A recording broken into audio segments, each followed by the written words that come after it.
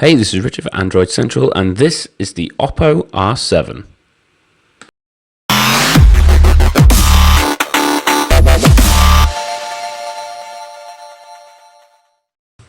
The Oppo R7 packs neither the highest end specs nor the bleeding edge of software, but you would still definitely classify it as a premium device.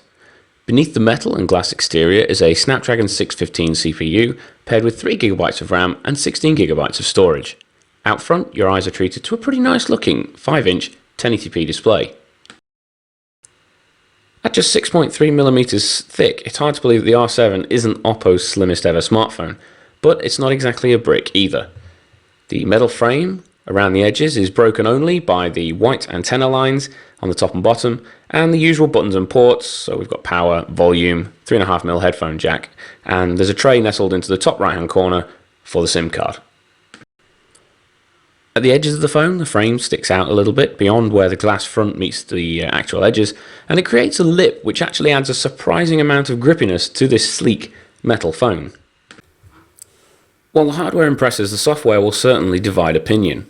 Oppo calls its custom version of Android Color OS, and it's based on Android 4.4.4 KitKat. Like other Chinese-born custom interfaces, Color OS has no app drawer, and it does seem to draw inspirations from iOS and the likes of fellow countrymen Huawei and Xiaomi.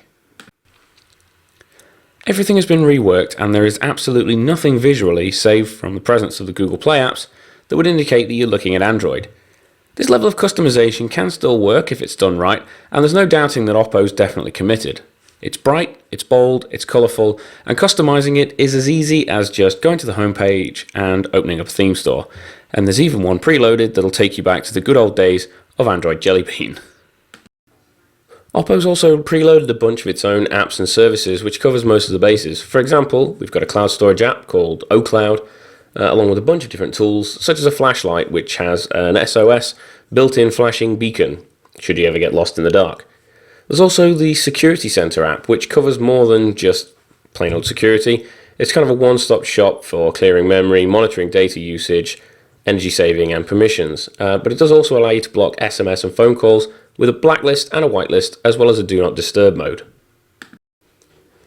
Onto the cameras, and on the R7 you'll find a 13MP shooter around the back and an 8MP up the front. The camera app itself is very reminiscent of the iPhones in its user interface, but beyond this there's a lot of good stuff in here. The camera store, for example, is packed with add-ons that include an Ultra HD mode, a RAW shooting mode, an expert mode with manual controls, and a whole lot more. Oppo's boasted about its cameras before, and while we haven't tested it fully yet on the R7, there is plenty to get excited by in the software. The Oppo R7 has made a good first impression. The hardware is excellent, although the software will divide opinions. And custom software or not, it should be running Lollipop in July 2015. We'll have a full review up on Android Central soon, so stay tuned for that. But for now, thank you very much for watching.